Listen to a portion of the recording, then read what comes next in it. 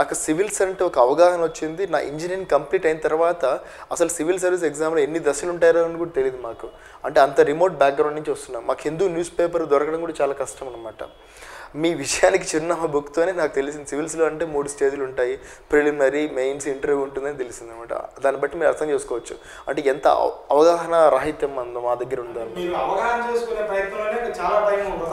చేసిన ప్రయత్నం మాకు బేసిక్గా మేము తెలుగు మీడియం బ్యాక్గ్రౌండ్ నుంచి 12th క్లాస్ వరకు తెలుగు మీడియం, ఇంజనీరింగ్లో కూడా పెద్ద ఇంగ్లీష్ అంత ఉండదు కాబట్టి ప్రజెంటేషన్ స్కిల్స్ అంత ఉపయోగపడుతుంది అనమాట. ఈ పుస్తకాలు అర్థం చేసుకునే దానికి పక్కన ఒక డిక్షనరీ పెట్టుకొని వీటిని అర్థం చేసుకు వాట్ ఈజ్ వాట్ అర్థం చేసుకోవడానికి కనీసం మాకు 2 years పట్టిందనమాట.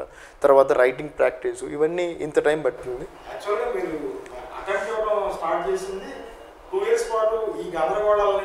బయటపడడానికి స్టార్ట్ చేయాలి. ఆ విధంగా మీరు చెప్పింది కరెక్టే.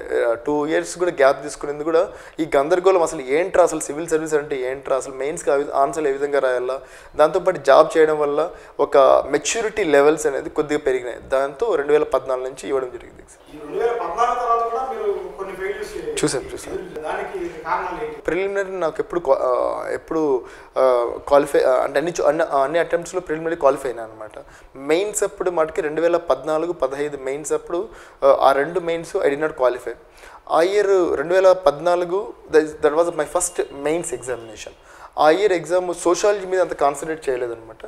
తర్వాత 2015లో సోషాలజీ మీద ఎక్కువ కాన్సన్ట్రేట్ చేశాను, జిఎస్లో తక్కువ కాన్సన్ట్రేట్ చేశాను అనమాట.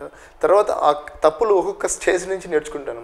అంటే ఫైనల్గా అర్థమైందంటే అన్ని ఎగ్జామ్స్ మీద మనము ఈక్వల్ అటెన్షన్ ఫోకస్ చేయాలన్నమాట. ఒకటి తక్కువ కాదు, ఒకటి ఎక్కువ కాదనమాట.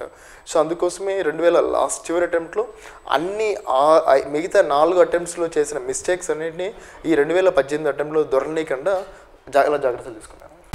ఇలాంటి ఆసక్తికరమైన వీడియోల కోసం రైట్ చాయిస్ ఇండియా ఛానల్ను ఇప్పుడే సబ్స్క్రైబ్ చేయండి.